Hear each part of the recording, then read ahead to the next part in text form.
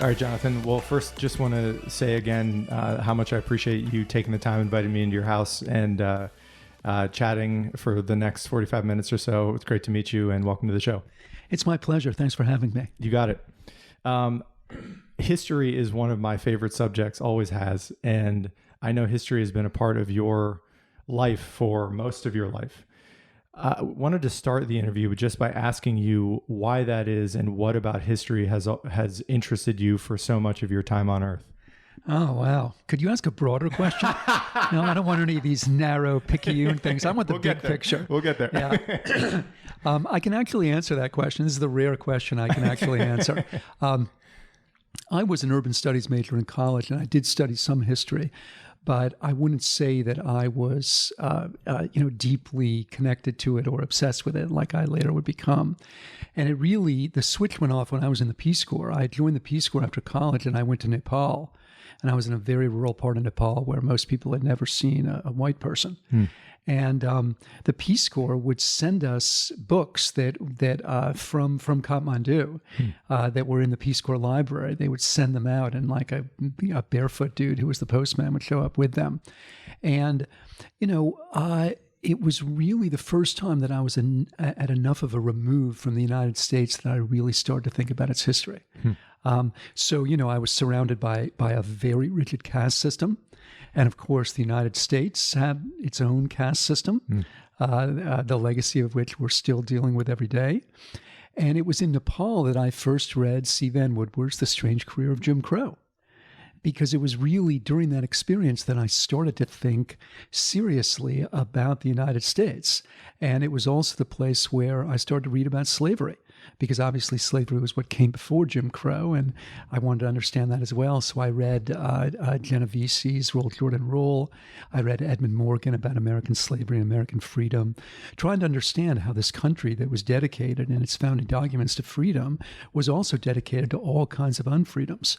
So most people who join the Peace Corps and become academicians become anthropologists at the place where they served. So in my own cohort, back in the day, in the early days in Nepal, I can name 4 or 5 people that are professors, and they are anthropologists of South Asia. But it had the opposite experience, the opposite effect on me. I absolutely love Nepal. I was intrigued and charmed by it, but it was many thousands of years of tradition that were, despite the fact that I lived there so intimately, were going to be, I felt, at a certain level, impenetrable to me.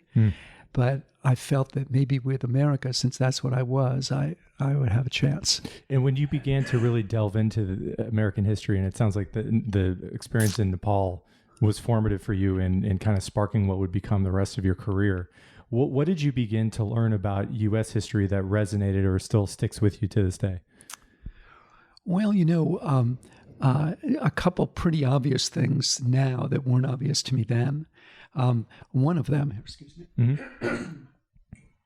Sorry. No worries. Just the most obvious thing was how new it was. How, it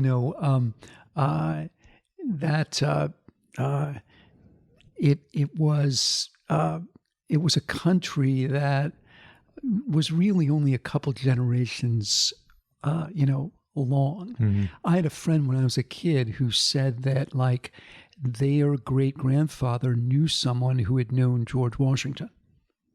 I mean, that's just insane. Yeah. So how new it was, and also how its entire history was a battle over what it meant. That because America was founded on ideas, those ideas have always been hugely under contestation. All men are created equal. What does that mean? We all have a right to life, liberty, and the pursuit of happiness. Like, happiness for whom? Like, how? How is that going to work? And so I think that those are really the questions that really seized me. I think still do. Yeah. That point in your life, I assume in your 20s when you decided to go to Nepal, what was the attraction to going to that part of the world? What do you think made you do that? And I would love to just hear what your big takeaways were from that experience in your life. Well, the most obvious answer for me personally had to do with my family, because my parents were in the Peace Corps in the 1960s. My father was the director of the Peace Corps, first in South India and then in Iran. So I lived during my elementary school years in Bangalore, India, and Tehran, Iran. And it was really the formative experience of my life, without a doubt, even more so than my own Peace Corps experience. Just because when you're so young, you are so malleable. Yeah. And I learned languages, in 3 weeks, the way little kids do, and, I think that really inspired me to want to do the same thing. I should also tell you, though, I have 2 siblings and they didn't do the Peace Corps. So I was the only one of the 3 that did. I had really, really deep and fond memories of India. But India didn't have Peace Corps anymore. In fact, Peace Corps ended shortly after my dad's time there because for a variety of geopolitical reasons, Indira Gandhi imagined India as a non-aligned country. And what that meant was she didn't want to be associated with something like the Peace Corps. But they still had it in Nepal. And in fact, Nepal was one of the first countries to have Peace Corps and one of the only ones that had it all the way through. And so that was the country that I selected. And lo and behold, Dan, amazingly, it was where I was sent. One of the things I discovered when I got there was almost none of the volunteers that were there had selected Nepal. And I later discovered the reason was if you selected Nepal, they just figured you just wanted to smoke weed and climb mountains. And we did plenty of that as well. They were not wrong about that. But again, I just got incredibly fortunate, and that's where I went. So I wanted to see the world. The other thing is I wanted to be a teacher. I knew that. And this would be a great way, I thought, for me to get experience in that and learn how to do it. I had no idea what I was doing. But one of the great ironies of my career, my subsequent career, is that, I've spent it studying and teaching about education, but I've never taken a course about education. I merely teach them. But it was really also in Nepal where I became an educator. I realized that was how I wanted to spend my life. I didn't know in what context. Yeah. But educating others and mostly thinking about education and its connection to culture and to history.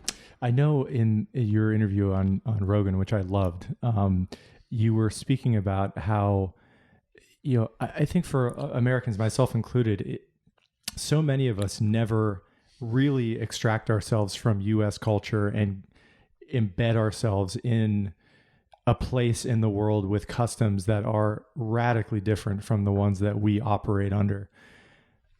You spoke about this to some degree on that podcast, and I would love for you to speak about how if it did, how it changed your thinking, your mind about how all people who are raised in the culture just assume, well, this is the way it is and this is the way it should be. Yes. I mean, it absolutely underscored that perception for me. But at the same time, and this was something that I didn't mention when I was talking to Joe, it also underscored for me my own Americanness. Yeah. So, how different I was. And it in some ways solidified certain views that I had, So, here's an obvious story. I one day I'm teaching and, the boys and girls sat on different sides of the room, which, by the way, was something that happened in this country too, by the way. But that's what they did in Nepal. And we made 2 blackboards that were basically pieces of wood with charcoal on them. And with a rock, I would write on the blackboard. And I would put the homework assignment for the boys and the girls on the 2 different blackboards. And a boy got up and started erasing the girls' blackboard before the girls had stopped, had finished copying it. And I screamed at him. And I said, this is a terrible thing. Like, these people have the same right to be here as you. And the reason I know the story is not because I actually remember it, but because about 15 years after I was in Nepal, I get a phone call and I look at the phone and it says Akron, Ohio. And I don't know anyone in Akron. I figured it was a robocall. Yeah. And I pick it up and I hear, John, sir? And the only people that call me John, sir, are my students from Nepal. And I said, oh, yeah, hello. And it was Govinda. And I remembered him. He was one of my students. And Govinda told me the story that I just told you. And he said, this is why I haven't called you. He had been in Akron for several years because he said, I thought you would still be angry with me. So I think this story is really interesting on a number of grounds. But one of them is I think the things that make you angry are very self-revelatory. And I think the point is that the idea of gender equality was very deeply inscribed in me. Yeah. And I wasn't willing to compromise that. I think that, like you said, going abroad does obviously expose you to all kinds of different ways of being in the world. But I think it also reminds you of what I like to call your non-negotiables. Yeah. The ones that you're just, you're not going to change. I mean, another one for me that I remember very profoundly was the way that disabled people were approached or not. So, deaf people were considered lato, which means retarded, basically, or we would say mentally handicapped. And, often you would see them sitting under trees and people would come and mock them. And I just found this abhorrent. Yeah. And I still do. I understand that in many parts of the world, like deaf people are not regarded as educable. Often they're regarded as demon-possessed. They're often, put somewhere very far away where other people can't see them. The same goes for people with all kinds of other handicaps and mental illnesses. I get that, it's just it doesn't meet my own smell test. Yeah, yeah. And I think living abroad reminds you of those things too, the things that you're not going to change. This goes to a larger, I think, philosophical question about moral relativism and the idea, if there is such a thing as universal human rights, or what should be an equitable way, generally speaking, to approach civility and behavior towards genders and individuals.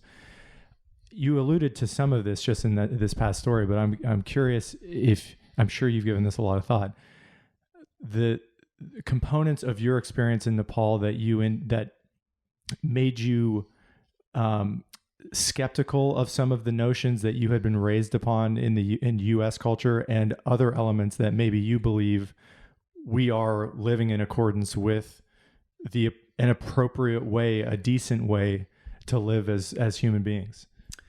Well, look, I'm not a relativist. Yeah. And I think most people aren't. Clifford Geertz, who was one of the great kind of post-war anthropologists, he has this terrific essay called Anti-Relativism. Mm-hmm. And basically he analogizes it to the anti-communists. So during the Cold War, right, there were people that were anti-communists, but there were also people that were anti-communists, like a figure like you take Humphrey Bogart. Humphrey Bogart wasn't a communist. He actually hated communists, but he also hated the ridiculous things that anti-communists were doing to communists. He was an anti-communist, which did not make him a communist. And Geertz's point is that, I can't quote the line here. He says, maybe somewhere on Rodeo Drive or in Times Square, there's an actual real-life relativist. But when you start scratching and you really look at human beings, it's very hard to find one. It's something of a red herring. Yeah. I think almost nobody is truly a relativist, and I think the reason is we're just so deeply programmed by our own histories and our own societies, So, I did not approve of, the way that people in Nepal treated deaf people. I still don't, but I will say that I guess I'm a little more wary of imposing my view of that upon them. That doesn't mean I'm a relativist. That doesn't mean I approve of the way back in the day they approached deaf people. And also I want to emphasize, I was in Nepal, in a very rural part of Nepal in the early 80s. Yeah. So A, this is a long time ago, and B, this is in a very rural part of the country. And I don't want any listeners to imagine that it's static or Nepal is now the same, or even was the same then in different regions. But that's where I was. So I'm not a relativist on that score, but I think one of the things it forced me to do was to reckon with difference and to realize that, I couldn't and probably shouldn't expect or demand that other people share my view. Yeah. I expressed it. Yeah. And I have no regrets about that. But I think it's very easy and very seductive to imagine that you know what's best And I think Americans are really good at that. And there's one other story, sort of an story that I tell about this experience that I think really underscores this point. And incidentally, it appears in the preface of the book I wrote about this subject. So one of the books I wrote is called Innocents Abroad, and it's a history of Americans who taught in other countries, just like I did. Missionaries, people in the American Empire like the Philippines, and then post-war volunteers like me. Anyway, here's the story. One day I'm teaching, and a kid runs into the room, and he says, "John, sir, your friend is in the valley."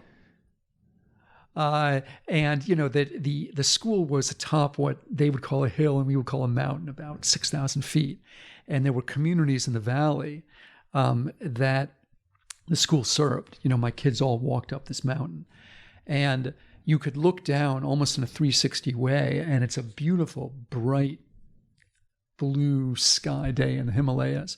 We can look into the valley, and sure enough, I can see a white dude down there. I mean, people like me had a high visibility in that part of the world. So I see a white dude around there with a couple Nepalis, and so we declared a bida, which means holiday in Nepali. In my limited experience, the number of bidas in a nation is awfully inversely related to its level of development. So in Nepal, there were a ton of bidas. There was like a bida when the king left the country, when the king crossed the equator, when Indira Gandhi was murdered, which he was while I was there, when Andropov died in Russia. We had a lot of bidas. So we declared a bida, and we started walking down the hill. And as we get closer to the river, this guy I knew walked up to me. He says, "John, sir, your friend sold me this book, only 5 rupees. And I look at it. It's not a book. It was a crudely published leaflet, but I immediately knew what it was because I saw a guy who looked like Greg Allman on a cross. And as we all know, there's some international rule of iconography. Jesus must always look like Greg Allman, like this long straight hair and a beard. I mean, I've spent some time in the parts of the world that Jesus lived, and nobody except missionaries actually looks like that. But anyway, I knew what it was, and I could read Nepali, and under it says Jesus Christ, Bethlehem, ma Beteko, Christ was born in Bethlehem. I'm like, 5 rupees.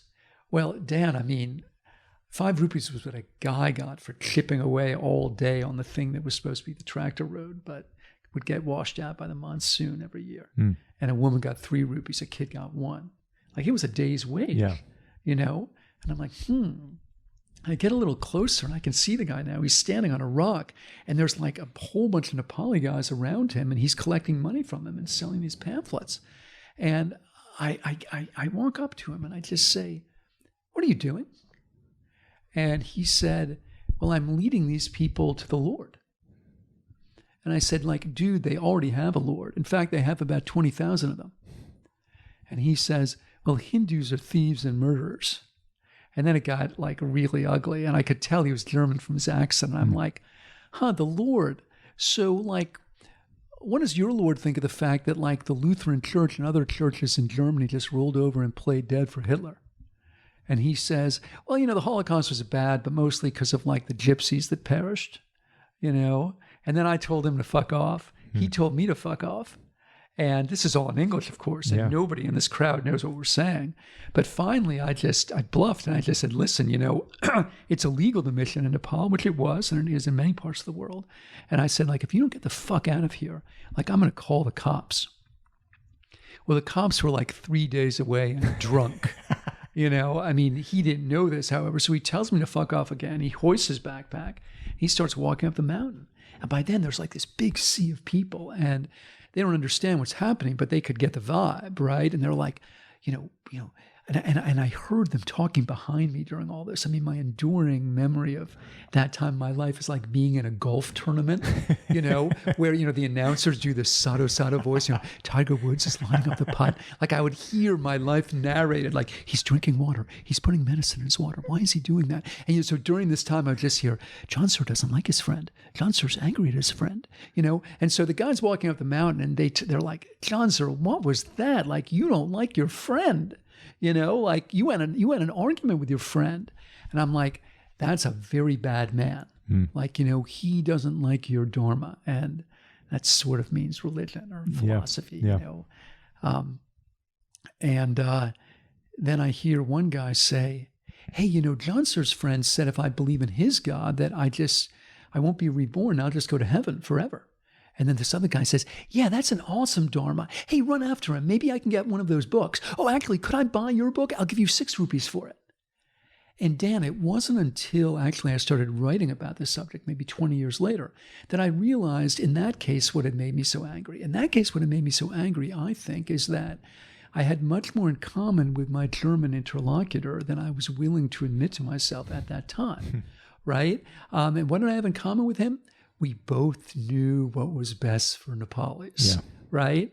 And, his knowledge, as it were, right, his faith in that was just flat out dismissive, right? Hindus are thieves and murderers, right? Mine was all dressed up in this multicultural mumbo jumbo, right? But it was every bit as dismissive, right? And ignorant. I mean, here's the other fun thing about getting on your high horse as an American, is you don't have to know shit, right? It turns out that there have been like Christians in the subcontinent since 400 AD. But I didn't know that. I didn't have to. Right? It's like, this is not you. This is not for you. I know what's for you. I know what a real Nepali is. Yeah. And it's not that. Yeah. And that's what in my book I call imperial anti-imperialism. Right? Because in first blush, it's all about protecting them, right? And their, like lovely culture, from this evil Western imperialist, right? But what could be more imperial than to assume that somebody doesn't have enough autonomy to understand their self-interest? What could be more imperial than that? Yeah. So it's all dressed up in this sort of protectionist and anti-imperial motif, but it's imperial in its own right. Yeah. I think you're so right. And I mean, in my lifetime, watching what happened in the Iraq War and I think the certainty with which we went in there, assuming that there were unequivocal evils that were going on in that country. And I think we forgot about the second and third order consequences of what might happen in that culture if we remove this horrendous dictator. I'm wondering for you if, the difference between the word judgment and discernment, having a perceptive eye, but not a self-certainty about how best to interact. How do you think about this now as somebody who's still interested in the world and interested in other cultures? Yeah, I mean, it's a great question. And in fact, it reminds me of a sort of mantra that I often give to my students. It's funny, if you've taught for a long time, it's a little bit like being a parent. You do say the same thing over and over again. Your parents would say like 10 things to you over and over again. To being a teacher is kind of the same. Like, we're all limited. We only have a certain number of things to say, but one of the things that I often say to my students, especially this time of year when you're doing final term papers and grades and all that, is like, I always say, look, I evaluate you because that's part of my job. I don't judge you. And I think they're different. Because in the case of the evaluation, first of all, I'm not making a kind of a global statement about the student. I always say, and by the way, I'm not actually evaluating you. I'm evaluating your work in this class. And you are not your work in this class. Yeah. Right? And all I'm evaluating is what I've seen, what you've put in front of my nose, the following papers or projects. That's it. No. And those things aren't you. And I'm not in the world to judge you. I can help you in a couple, maybe very small ways, and I can certainly evaluate your work to the best of my ability, right? But I'm not going to judge you. I'm also not going to judge your investment in this class. I'll have to evaluate it. But look, life is complicated. You've got all sorts of things going on, especially during a pandemic, and you have other responsibilities and family duties and other classes. If your decision is not to invest as much in this class, so long as we all understand that your grade won't be as high, I respect that decision. Like, you're an adult. You can vote in an election. You can die in a war. We all have to make decisions, and I respect yours. So it's just, I'm not going to judge you. I'm just going to evaluate you. Yeah. On the flip side, after spending what I assume was a couple years or a few years in Nepal personally, what did you notice that might be worth other cultures considering in a positive light? Maybe influences on your personal life that have stayed with you that are aspects of the human existence that we're missing or might be beneficial Where to for start? us. Yeah. Where to start? I would say the most obvious one for me is just the incredible hospitality and humanity that these people showed in taking me in, and making me one of their own. Somebody, Dan, that was so alien to them, right? So unknown, but a human. Yeah. And in a way, that was all they needed to know. I mean, look, again, I was in a very remote part of the country. And just to give you an illustration of how alien I was, one night, we're sitting around the fire after dinner. And remember, there's, this is a part of Nepal where there was, no electricity, no running water, right? And Amma, which means mother, who was the matriarch of our family, she says, okay, Babu, is a baby, young'un, is your house in that direction or that direction? And I said, well, actually, Amma, it's both. And she's like, well, that can't be. If I'm going to Kalunga, which was the market town 3 hours away, I go that way, I don't go that way. And so I did, again, what your third grade science teacher did. Like I got an orange, right? I put it next to the fire, right? I pointed to one side and I said, okay, Amma, we're on the dark side now, right? Because, we're away from the fire. My house is we're closer to the fire, so it's daytime there, right? And she looks at the orange, and then she looks at me, and she says, "So do you come through the middle? Is that why you're so white?" And one of my brothers, who fashioned himself like a more educated and sophisticated Nepali, he says, like, "Amma, don't you know the road's on the outside?" And I found that kind of amusing too, because of course in that part of the world, road means a footpath. Yeah. And I think my brother imagined that there was a footpath around the world, So that's how different I was. And you know what? It did not matter. I think especially now in America, there's sort of a fetishization of difference in certain quarters, and I think that that's a problem for a lot of reasons. But, one of them is that even the appreciation of difference requires us to imagine a shared humanity. If somebody is totally and absolutely alien, you can't communicate with them, which means, by the way, to make comment, And I think we are different, all of us, but often those differences do not matter. I think there's a tendency to make them matter too much. And in Nepal, they just didn't. And another story I love about Amma, about the matriarch, is maybe 4 months in, she just says to me, Babu, I love you even though you're Lato. And Lato, again, means mentally retarded. And it's okay. You're just a little slow. And that's all right. Because she had never heard somebody speak Nepali as poorly as I did. Not a grown person. Yeah. Except for somebody that was mentally handicapped. Yeah. But again, just think of the acceptance and all that. It's like, okay, it's who you are, but you're one of us. Yeah. And that is something that will always stick with me, and just the incredible sense of welcome and of hospitality. And 20 years later, magically, I showed up there again with my daughter, my older daughter, who had just finished her junior year of high school, and the 3-day walk had become about a 1-day walk. We still had to do a bunch of buses, and it took a long time. And then we walked about a day. And the first guy that I see just says, "Hey, where you been? Like, I haven't seen you around, Oh, great, you brought your daughter, let's drink some rice wine." Yeah. But, 2 days later, they had an impromptu welcome home ceremony at the school. And I mean, what can I say? I mean, the 3 most important days of my life were the day I got married and each of the days that our daughters were born. And this day, it's number 4. I mean, without a doubt, it was just spectacular. Yeah. And, people giving speeches about, John Sir came to live with us and now he's come back. And I had to give a talk. I can still speak Nepali, which is, not that well, but I can still do it. And, I thanked everybody. And then I said, and for me to come here with my daughter. And as soon as I said that, I just started bawling. Yeah.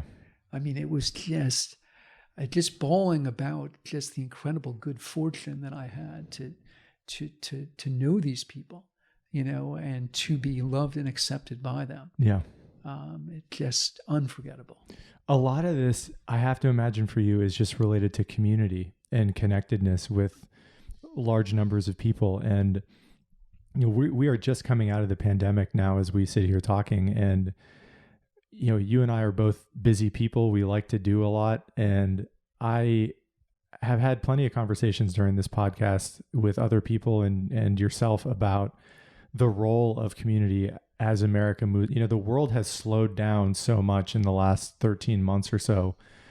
And personally, just trying to think through how I want to structure a life that includes some more introverted moments, a slower pace at times in my life. And you've alluded to this to some degree, but just I have to imagine personally, you're an academic, you work at a prestigious school, you have a lot going on. It's difficult to push back against, the frenetic pace of American life. And I would be curious to know if you have in any way tried to set up a mentality or a perspective or just processes that keep some of that hospitality and welcomeness and maybe a slower pace of life in your own life. Yeah. Well, for me, it's not about the pace of life, really, so much as it is about who your contacts are, who you interact with and how you forge communities. Because I think that's what we do. Yeah. I think we make communities throughout our lives, and that's certainly what I've tried to do.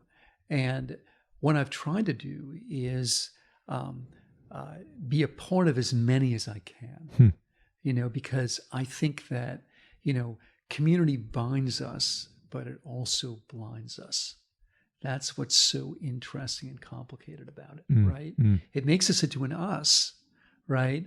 But it also creates a kind of groupthink where, we think that we're better or we know the right way. Yeah. Or we're not particularly interested in communicating with people in other communities. And so, I have to say that although I'm an academician, I don't feel particularly comfortable in academic communities because I find that they're pretty narrow. There's a pretty limited range of political and social understandings and ideologies, and the most depressing single survey research that I've seen is about the way that Americans have cut themselves off from people that come from different backgrounds. So if you compare Americans in the 1970s and now, and you ask them questions like, do you have a friend of a different political party? Do you have a lover of a different political party? A neighbor of a different political party? Have you talked to somebody recently of a different political party? It's a flat line down. Yeah. It's a straight line down vector. But to my point about the academic community, here's the most depressing fact of all. The more formal education you have, the less likely you are to report conversations with people of different political perspectives. Yeah. Which means to me, Dan, that education, formal education, is now playing exactly the opposite role that we like to say it plays. Look, I'm a humanities guy, right? Education is supposed to expose you to things that are not you. It doesn't. In our country right now, it plays the opposite role. So that's why I've tried to develop this kind of these different sets of communities that often come from my work speaking to public audiences. And when I say speaking, I mean in every sense, in op-eds and, and podcasts and everything else, Obviously, I write academic books and I will continue to do so. I believe in that. But that's not the only thing I do. And if it was, frankly, I think it would narrow me. Yeah. And so the reason I do things like I'm doing right now is because they do expose me to other communities and to other audiences that often don't see the world the way I do. And I think that's the way you learn. Yeah. Yeah. I had a fantastic conversation with the historian Jeremy Surrey in Austin I really a couple like weeks him. ago. He's a phenomenal guy. And we talked about exactly these subjects. I mean, he and half Jewish, half Hindu. That's right. Yes. Yeah. He's a Jubu. or no, that's Buddhist. Yeah, Judo. Yeah. We both live in, a liberal growing city in America. And we were talking about this exact subject, about how and why it is that the country has become so much more siloed. I think technology has played a role in that. I think the general idea that birds of a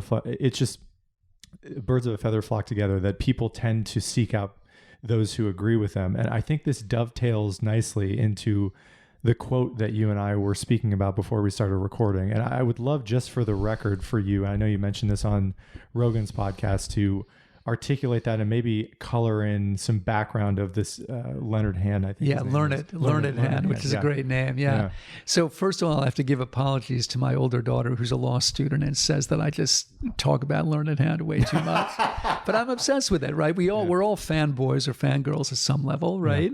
You know, I think that's what inspires us, right? Are these kind of figures, these models, you know, and these seers. And that's what I think Learned Hand was. I mean, Learned Hand, just for a little background, he's arguably the most important jurist that was never on the Supreme Court. He was considered for it at several times, you know, but a very important civil libertarian. You know, he was a close friend of Oliver Wendell Holmes. And, you know, if you look at their biographies, really the story of the growth of civil liberties as a court doctrine is really the story of their communication. You know, and so he was hugely influential, I think much more than most of us have appreciated, sort of in carving out you know, the court doctrine around free speech. But he also became very much of a public figure. And in 1944, in May, on a bright spring day in Central Park, he gave an address at the I Am an American Day. Remember, this is wartime, right? It's World War II. And the ostensible reason for I Am an American Day was the swearing in of 150,000 naturalized citizens. Wow. Yeah. And according to most reports, there were 1.5 million people there in Central Park that day. And about a tenth of them were naturalized citizens that were swearing allegiance, you know, as part of, you know, the ritual of, again, becoming an American. I mean, it kind of makes sense. And I Am an American Day. And I'd read recently that Learned Hand was asked to address the crowd, and he scribbled his remarks on an envelope, just like Lincoln in the Gettysburg Address. It's not like he sat down at a typewriter and was like, and he gives it just a two, you can Google it. It's just a two-paragraph speech, you know, but it's beautiful because he points out we're at war. He says people are fighting and dying for this ideal of liberty. And then he says, well, what is it? And it's funny because he says at one point, he says, look, I'm not going to define it for you. But then in a way he does. You know, he gives his definition of it, which isn't everybody's. And I really think that's what he was saying, right? He was saying there isn't a single definition, and that's obviously true, right? But Learned Hand says, here's mine.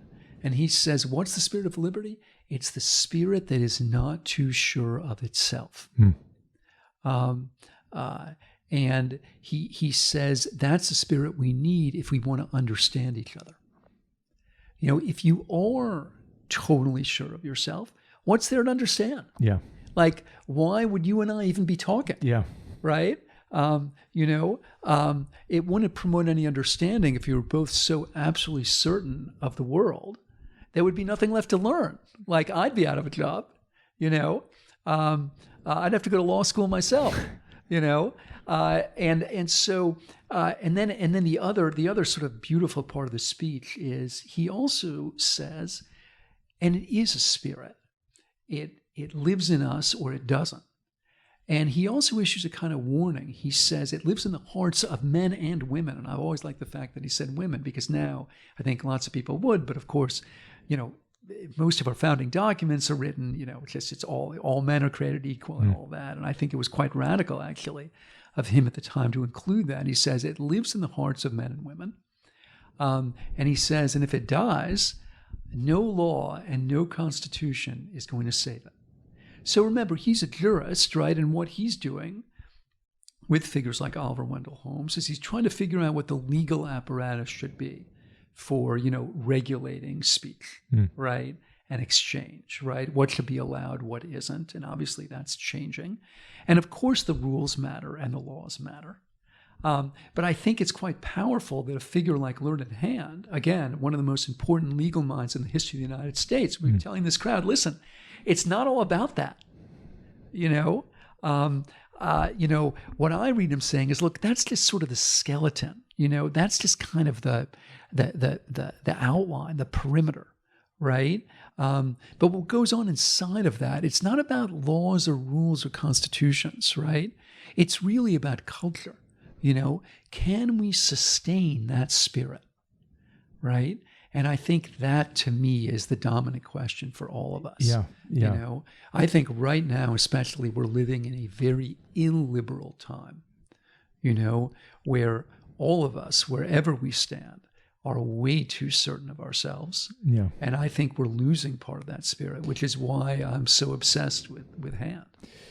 It's so applicable to now and the era that we're living in. I mean, that was quoted almost 80 years ago. And I think its applicability today with, from my perspective, just the purity tests and the self-righteousness and the certainty on both sides are ever present. And this is something I was talking to Jeremy about, just the difference, you know, not to paint the past in too rosy of a picture, but I think when there was more of a dynamic interaction among people of different political parties and backgrounds, he was referencing to, you know, when there was service in the military on a widespread level, where you interacted with people from backgrounds that you otherwise never would have. Right. And you came to understand probably two things fundamentally.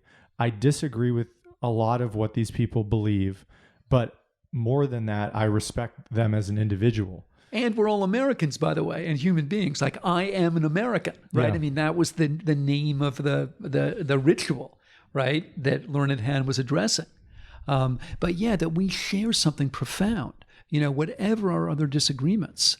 And, you know, we all, I think one of the questions I often say to my students is, let's suppose that you could just have any law passed just by snapping your fingers. It could, any law.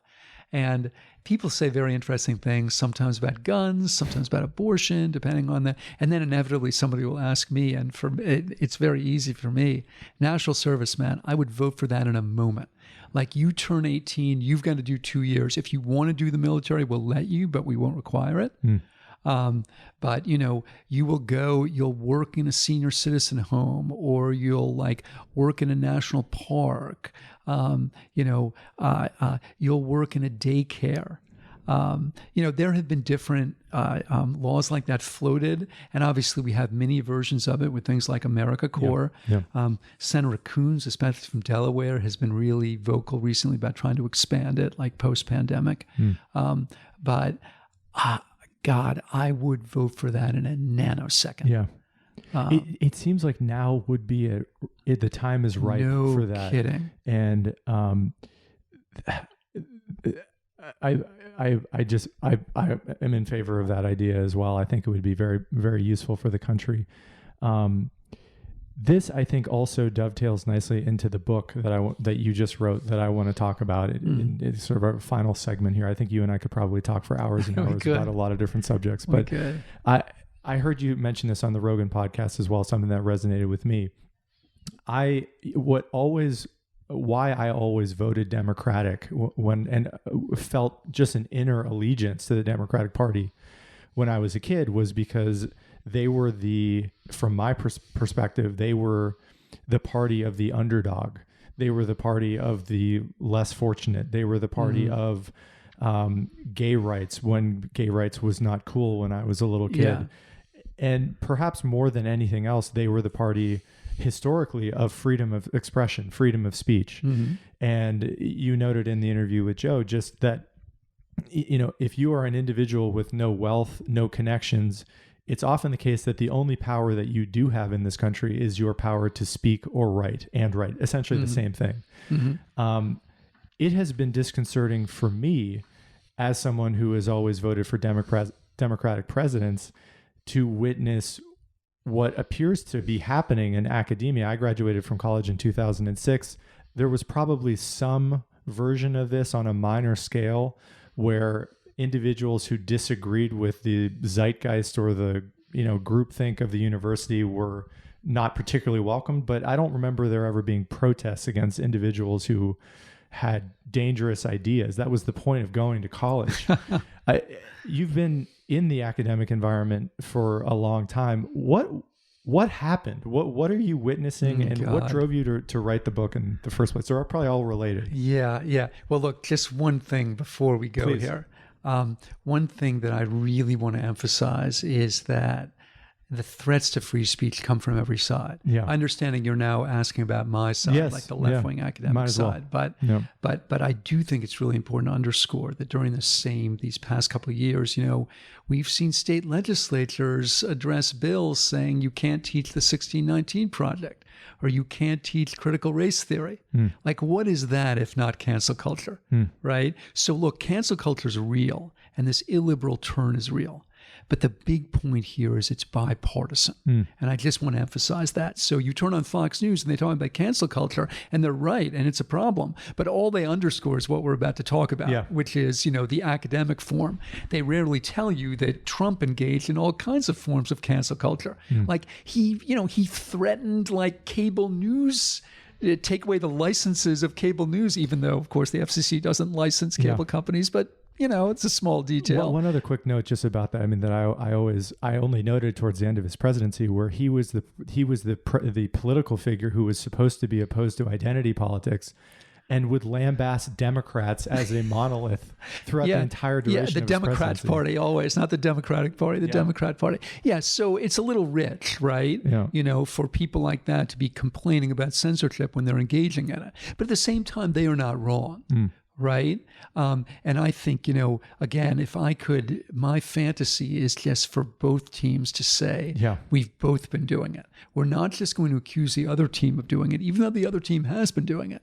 Right. But we've been doing it too. So we're going to lay down our arms. Now, to cut to your question, like what happened in academia,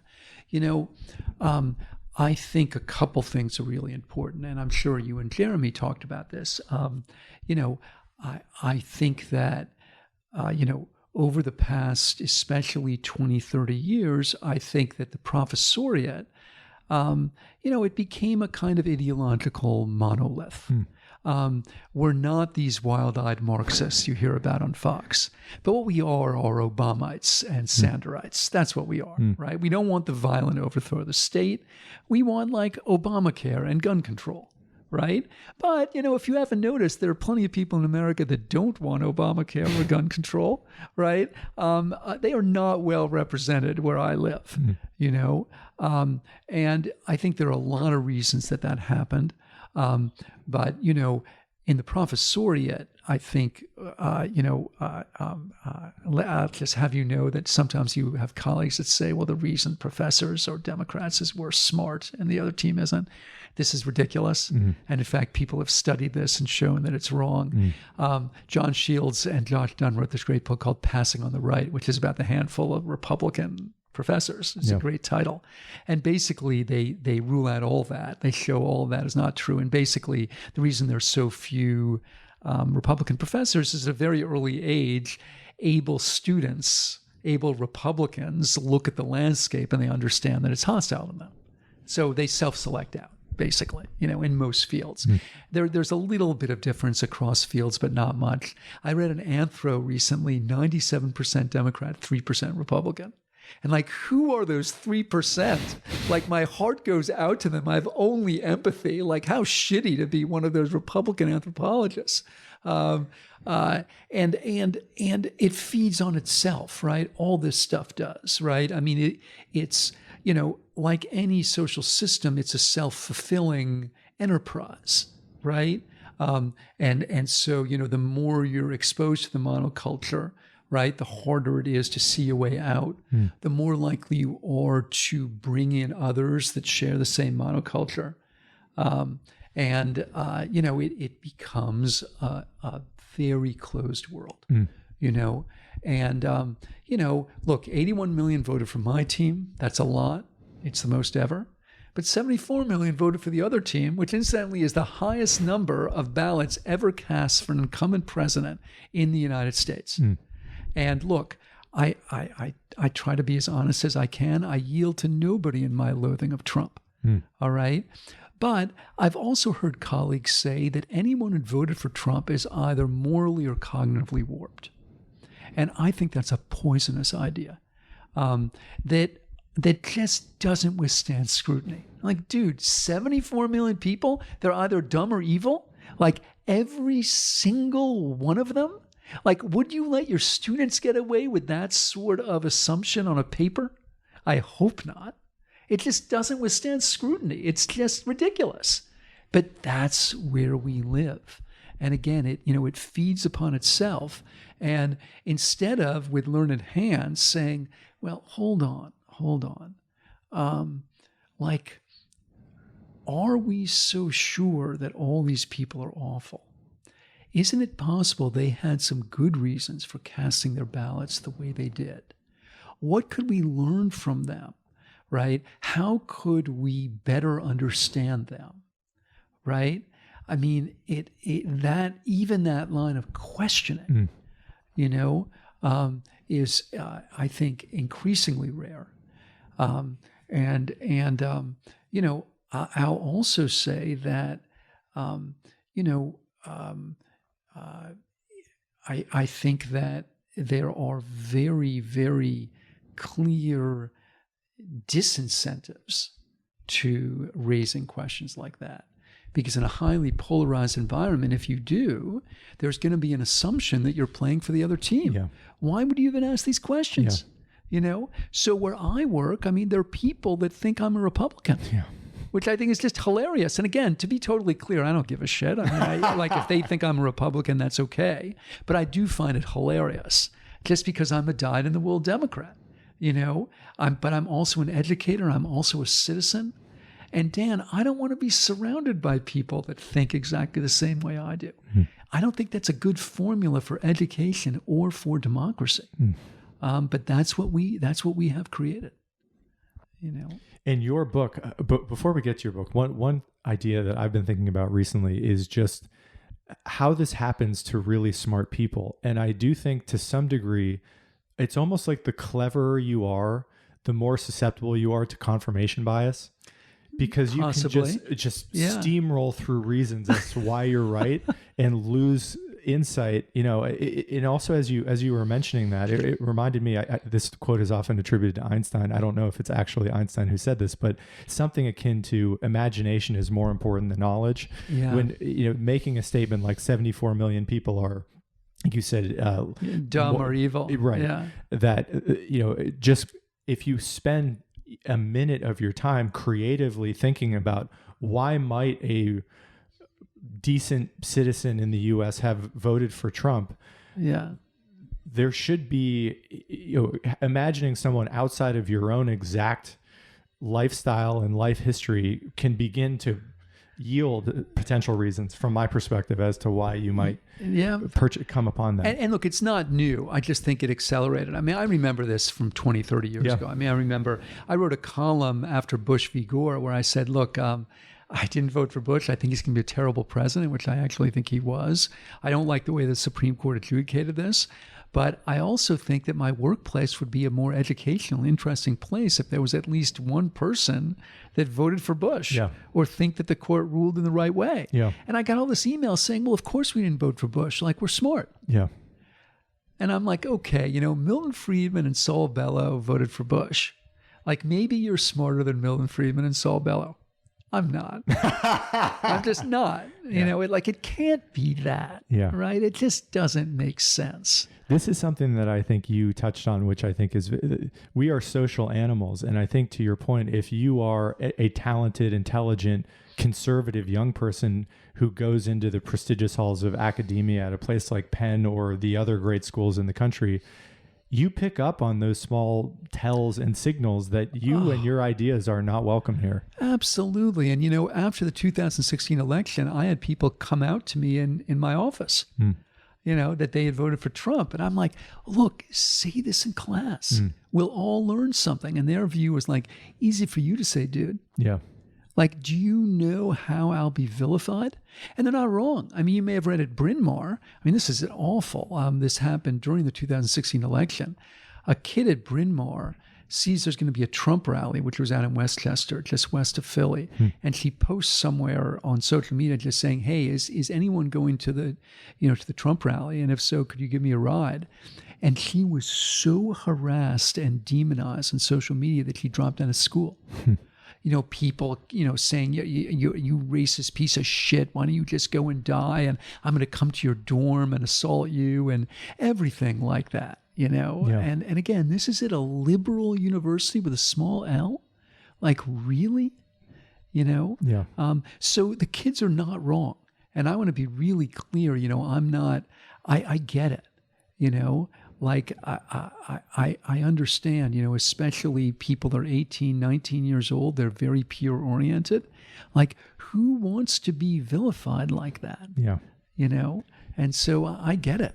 This strikes me as something that we talked about briefly before we started recording, which is just so much of the, from my perspective, the historic cultural energy that went into religion is now being placed in the realm of politics. I think that's the fear. And the certainty, the self-certainty, the judgment, the in-group, out-group mentality, that void seems to have been filled by the Democrats and the Republicans. Yeah. And there's so many different examples of it, especially in academic life. I mean, how about this language of allyship?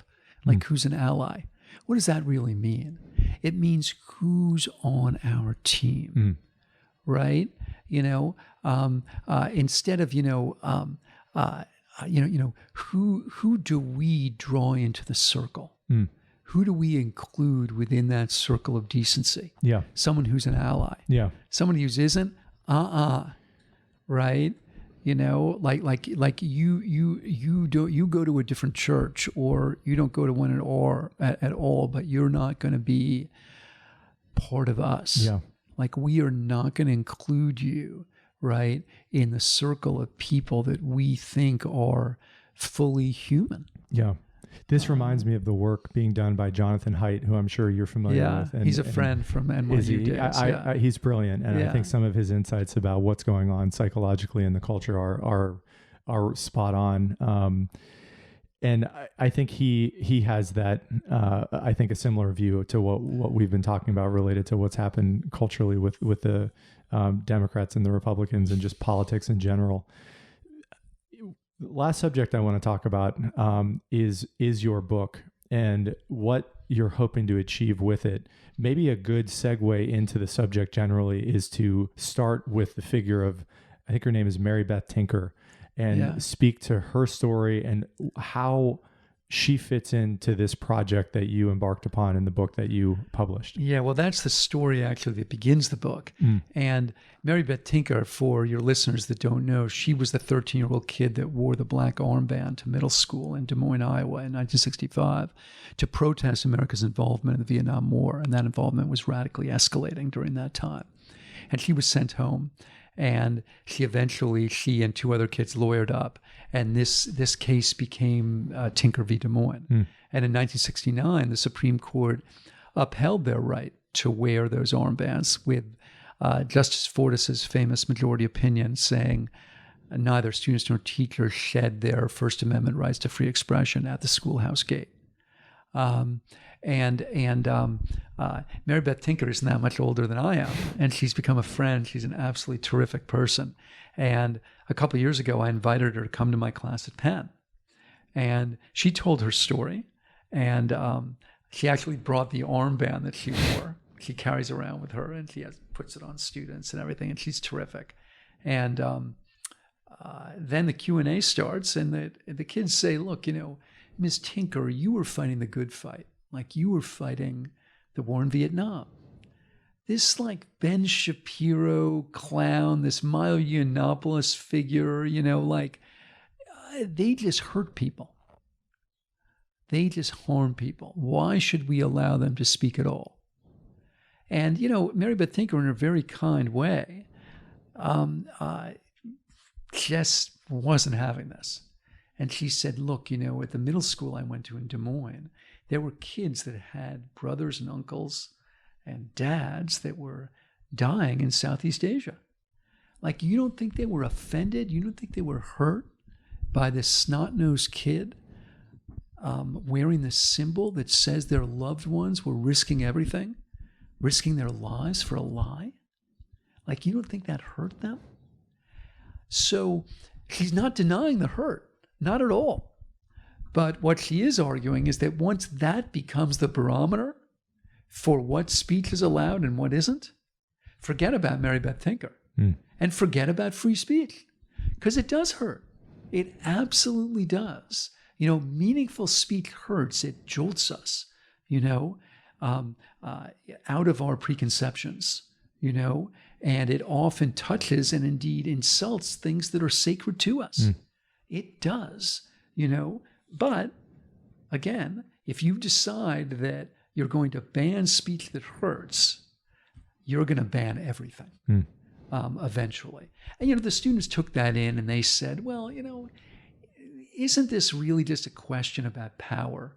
Like this whole free speech thing is just an abstraction, right? Basically, free speech is something that powerful people use, which is why white guys like Zimmerman love it, right? Because it lets them say terrible things, right, that actually hurt minorities who need protection from this terrible speech. So they have power and they use this free speech doctrine, right, to exert that power over people that have less.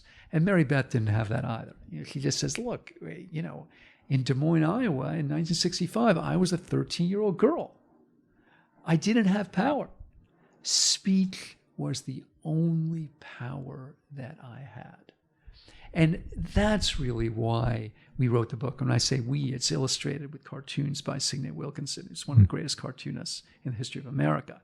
And the real reason we wrote the book, I think, is, both of us are like these aging Democrats.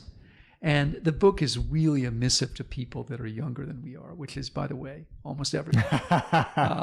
But I have two daughters in their 20s, brilliant, beautiful, fantastic people. And they have a very different view of this issue than I do. I think there's a big generational split on this one. And I think the poll literature clarifies that. Because they see free speech as a very dangerous thing, and free speech that harms minorities, women, gays, right? And, to go back to Mary Beth, I have no doubt that there is some speech that harms them, right? But, and here's the larger historical point, what we have to remember is how free speech was the key for all of those groups to challenge their circumstances and to challenge the oppression that they were experiencing, which is why all the great warriors for social justice in our history have also been free speech warriors. Frederick Douglass and Susan B. Anthony, Eugene Victor Debs, Martin Luther King Jr. The reason is they understood that they needed speech to critique what they were experiencing. And Frederick Douglass called it the great moral renovator of society. Yeah. And it was the sine qua non. It was what he needed more than anything else. You take that away, you can't make the case against slavery. Yeah. Why? Because you can't speak. Yeah. Because speech and thought are synonymous, right? New speech and new thought are new ideas. And that's the innovation that can change a culture and can change a people. Right. And, I think the gay rights story is really compelling in this zone because, the very short story on gay rights in the 20th century is that gay and gay-themed publications were heavily censored by the government. It shouldn't surprise us because gays were and gay activity was. And then, there were a couple very important federal and Supreme Court cases in the 50s and 60s where, the government had tried to keep like a bodybuilding magazine out of the mails because bodybuilding magazines were popular among gay men. And ultimately the courts said you can't do that, right? These publishers, they have a First Amendment right to express what they want. And those decisions were hugely important in kind of sparking this great burst of gay literature, which in turn was a huge engine for the gay rights movement itself. Yeah. I mean, just think about it. Think about a population that's been so stigmatized and demeaned, how important it is to have these publications to help them connect in every way. Yeah. And that's what happened. No free speech. I won't say no gay rights movement, but probably not. Yeah. Because again, that's what they needed to get the word out, literally and figuratively. Last question I want to ask you. Before I ask this question, this is an idea that Haidt brought up, or I guess an observation that he mentioned once. I remember in an interview I saw him give, which was that if you look at the language, look at the speech of people like Martin Luther King in their attempts to revolutionize our society, it was amazingly inclusive. Yes. It was speaking to our humanity, not our divisions of race. 100%. And I think that is something that he was so right in so many of his observations and so many of his aspirations. that I think it would behoove all of us to go back and watch some of what he actually said, how he tried to inspire the better angels of our humanity, right. At its core, and also how he refracted all of this through the American story and the American founding documents. That's right. Right? Yeah. They could, again, bring us together. Yeah. I mean, what's more inclusive than the Declaration of Independence? Yeah. And this was Frederick Douglass, too, right? I mean, his most famous piece of oratory was the 4th of July speech, right? Rochester, New York. And, except arguably for the Gettysburg Address, probably the most important piece of speech of the 19th century. So, he gets up there and he says, okay, he reads the Declaration. He says, look, I wasn't born yesterday. I know that the person who wrote these words, all men are created equal, endowed, blah, blah, blah. I know that he wasn't including, to use your metaphor, me in that imagination, right? But he should. Yeah. Right? And so should all of us. We have to love this ideal. So I would go even farther than Hyde. I would say it isn't just that the language is inclusive, it's patriotic. Yeah. Right? And it's patriotic because the American ideal is an inclusive one. And I would say the only way we can critique our departures from that vision is by loving the ideal itself. Yeah. And I think that's what I take away from Douglass and King. Right? Different figures talking in different times, but both like trying to rejuvenate these documents, right? And make them true to their words, right? Make us love the words and also use our departure from the words to call us to make them real. Yeah, that's a very, very well put. Final question I want to ask you about is related to free speech in where we find ourselves now. What, in your judgment, has caused this pushback? I mean, you were giving anecdotes about your students. What has caused this panic or this disregard for freedom of speech in your experience as an academic? And what is your assessment of where it's headed? Are you optimistic, pessimistic about the trajectory here? Well, okay, let's take these one by one. I mean, I think it's hard to pinpoint a cause, Dan, but I think that ironically and sadly, I think one important engine and one important context for all this has been actually the rise of mental health awareness and mental health services. And I say this with a heavy heart because I'm a huge supporter of those services. And I think the mental health revolution, especially on our campus, has been hugely salutary. So much more awareness, again, so much more effort and discussion and services. But I think, unfortunately, that paradigm has been applied also to politics in ways that are hugely unhelpful, I would say both for mental health and for politics. So what's happened, I think, because the mental health metaphors are so powerful, that if you say something I disagree with, instead of saying, well, I disagree with it for the following reasons, or have you thought about this evidence, or I have a different perspective, what you say is, no, that statement harmed my psyche. It isn't just that I disagree with it, right? It's that it actually harmed me. And that's just a cul-de-sac. I mean, I often say to my students, look, if you're microaggressed or triggered by something that I said, I've got essentially one thing to say in reply: I'm sorry. I mean, really, and I would be. I don't like harming people or offending them, but here's the problem. I mean, there's no place to go after that. There's maybe I could ask why they were triggered or microaggressed, but I couldn't say they weren't. I can't look into their souls and say that. And when I give this rap to my students, they often are like, you're denying our feelings. And that's precisely the opposite. It's the undeniability of their feelings that makes this such a poor venue for discussion. It's precisely because I can't deny it. I think real discussion requires a kind of denial, if you want to use that metaphor, right? It's like, no, I think you're wrong, and here's why. Can't do that in this mental health realm. you know? And so I think that those metaphors have been stretched to places where they shouldn't go. And I think that they've really inhibited our ability to understand each other. Because again, who wants to harm somebody else or like trigger or microaggress them? I don't. Like, do you? You know? But I mean, it's very hard to go to your second question to be very optimistic at this point, because these metaphors are gaining ever more power. And we at the university are not making any kind of sustained effort to challenge them. And I'll give you one very, I think, pregnant example. Take microaggressions. So I don't want to go too deep in the weeds here, but it's a term that was actually coined in 1970 by a psychiatrist, African-American guy at Harvard named Clarence Pierce.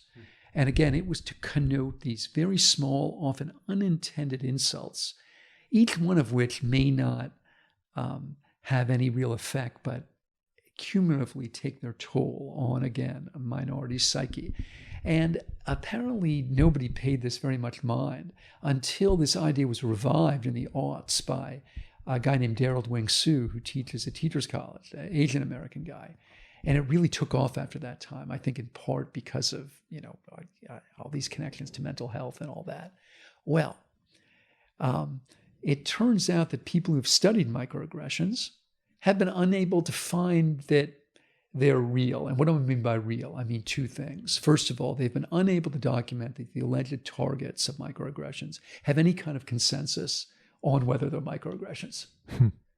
All right. Secondly, there is no sustained evidence for the 1,000 cuts thesis, like the 1,000 cuts idea. If you've been exposed to a lot of these, it's injured you. And again, you know, maybe we'll find that evidence in the future. But here's why I'm not very optimistic. Whenever I've suggested at my institution or any other that we introduce this literature as part of the microaggression training, nobody wants to do it because that train has left the station. And this strikes me as an almost perfect, albeit awful, illustration of the really, really dangerous place where we're at, which is, you know, we're supposed to be critical because everyone's supposed to be that. You know, critical legal studies, critical thinking, you know, critical about everything except the critical shit we're doing right now, right? Which has essentially been placed outside of critique. Even though there's a lot of substantive evidence suggesting that it's not doing what it's supposed to do. The scariest idea, if you're talking about the future, is perhaps if we do this enough, then people will start feeling the 1,000 cuts. Maybe there will be more consensus on how evil these terms are. So microaggressions aren't real yet, but give us time, right? If we just keep saying this over and over, saying, don't say that because it's going to harm somebody, right? Maybe more people will feel that harm. How is that good for them? Or for us? I don't think it is, but I think that's where we are now. Man, that is sobering, I think, to think about, sobering. Because this is the future of the country who is being yes, it is given these sort of lessons and almost encouraged to be offended. Oh, and I can assure you that some people listening to this, what I just said, will say they were microaggressed by that critique of microaggressions. And again, I won't deny that. Their feelings are their feelings, right? But I will deny that this is a healthy or useful way to have political and social discourse. I will deny that. The concern for me is the observation you just made, which is that the train has already left the station, that there is no internal momentum or energy to self-correct here. I don't believe there is. It's too scary because the stakes are so high, right? I mean, look, here's the other thing I think it's really important because I am being so critical of some of these interventions. I just want to say that I think in almost all the cases, the people behind these interventions have really good motives. You know, I'm not here to question those. Racism and other kinds of bigotry are real. There are a lot of people on our campuses that don't feel fully included. And I think the people promoting these interventions, in very good faith, want to correct that. But to use your metaphor about correction, they're not open to corrections of their correction. That's the problem. Yeah. That these interventions have essentially become almost sacred rituals, right? And you're supposed to follow them. You're not supposed to critique them. And I think that is really dangerous. Again, this strikes me as like a religious move in some ways. In many ways it absolutely is, and I think that most liberal religionists that I know think that critique of their religion is a healthy thing. It gives them a better purchase on what they actually believe. Yeah. Instead of simply what was told to them by a parent or a cleric or whatever. But we have not gotten to that place yet in our own religion, right? A liberal religionist, if indeed this was a religion, would welcome the critique of microaggressions. We're not there. Well, on that note, on that depressing note. I want to just say, I think ideas are some of the most important things in the world. They're what drive culture and history. And I really admire you speaking clearly in the way that you do. I'm sure this has not been incentivized in many ways socially for you to do this. But well, in some ways that's true, but I also don't want to come off as negative or whining. Yeah. I mean, I know that I've ticked off a lot of people. And again, I don't like that. That's not how I get my jollies, right? But I think you have to stand up and say what you think, and frankly, not enough people are doing that. Yeah. Because it is scary. Yeah. I hope you keep doing that. And I think that the easy option in those contexts when you're swimming against the tide is not to say anything. And that is how free speech died. Yeah. I would love to do this again at some point down the road when we both are in the same city. But I'd be delighted. In close, I again want to say how much I appreciate what you're doing and the books you're writing and just the time. This has been an amazing conversation. I wish you the best of luck with everything that you do in your career. Thank you, Dan, and thanks for taking the time to do this. It was fun. Yeah, likewise. Yeah. All right.